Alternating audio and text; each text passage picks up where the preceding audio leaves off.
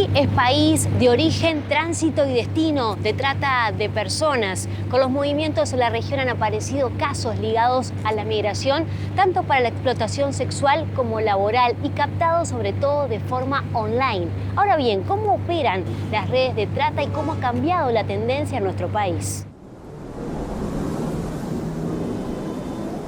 Esta dinámica de la trata se relaciona particularmente con los nuevos flujos migratorios y según los datos del Servicio de Atención a Mujeres Víctimas de Trata, anteriormente la mayoría de las mujeres víctimas de trata eran uruguayas con fines de explotación sexual, pero luego del año 2014 se revirtió esta tendencia y aumentaron los casos de mujeres migrantes internacionales, particularmente de la región. Entonces ahí encontramos tres elementos, que son primero la captación que puede haber en una situación de trata, la captación, ese reclutamiento, ese incluso recepción, ese incluso hospedaje que se le pueda dar en algunos casos a la persona, que se utiliza como una forma de captar la voluntad de esa víctima, luego alguna circunstancia de fraude, alguna oferta fraudulenta o oferta que se le dé a la persona, que va cambiando y después va acompañada también de la coerción, y ahí encontramos que esos son los medios en que utilizan los tratantes para captar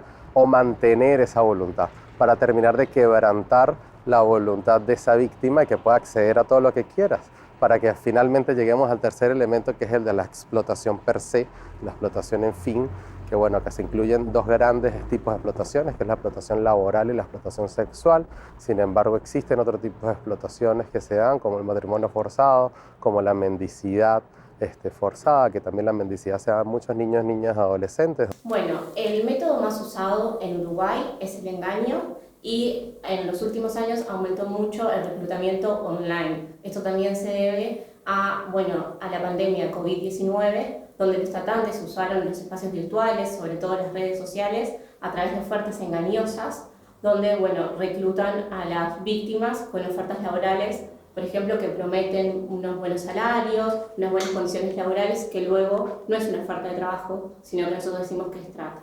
Otro dato muy importante es que los espacios de explotación se trasladaron a lugares más ocultos. Anteriormente podíamos ver que estas situaciones de explotación se podían dar en bares, en clubes, etc. Pero actualmente esto cambió y se utilizan apartamentos privados, hoteles, entre otros, donde es mucho más difícil para las autoridades detectar estas situaciones. Entonces acá es importante estar muy alertas a lo que sucede, al tipo de contratación que se dé, al tipo de trato que se da, al tipo de comunicación que se da en las redes sociales, y de cómo de repente una persona puede ser víctima de grooming y puede terminar siendo explotada, y de repente todo el material que se produce esa persona ni siquiera va a ser explotado en el país donde esa persona está, sino en otra región. Esos son casos que se han dado. Cuando está la gente contigo, ahora pienso, ¿y cómo será la vida de cada uno? Y ahora yo sé que puede ser las personas que están tomando un café con nosotros, que en realidad son víctimas de... Pero hacer ese clic a mí me costó terriblemente. Aprendí y realmente he podido encontrar situaciones que están ya judicializados. A tiempo no, porque ya es tarde. Pero sí darme cuenta, acá qué pasa, no sé cuánto. Y eso hace unos años seguramente no lo habría visto, y seguramente habrá pasado cosas que no lo vi. El Consejo Nacional de Prevención y Combate de Trata está presidido por mujeres y trabaja en coordinación con varios ministerios, Fiscalía y el aporte de organizaciones civiles. El año pasado, un informe de Estados Unidos dio cuenta de 208 víctimas, una baja con respecto al año anterior. Las autoridades han explicado que hubo un cambio en el personal que atiende el servicio y hubo la necesidad de la contratación de más personal. Bueno, en realidad Uruguay no se aleja de la realidad regional y global, ya que debido a la pandemia COVID-19 se disminuyó, la detección de casos de trata de personas, tanto en fines de explotación sexual como laboral. Como podemos ver con estos casos que han salido en los medios públicos, esta tendencia se está revirtiendo y además se está mostrando que el Estado tiene una detección proactiva y sobre todo también en casos con fines de explotación laboral que no eran detectados anteriormente.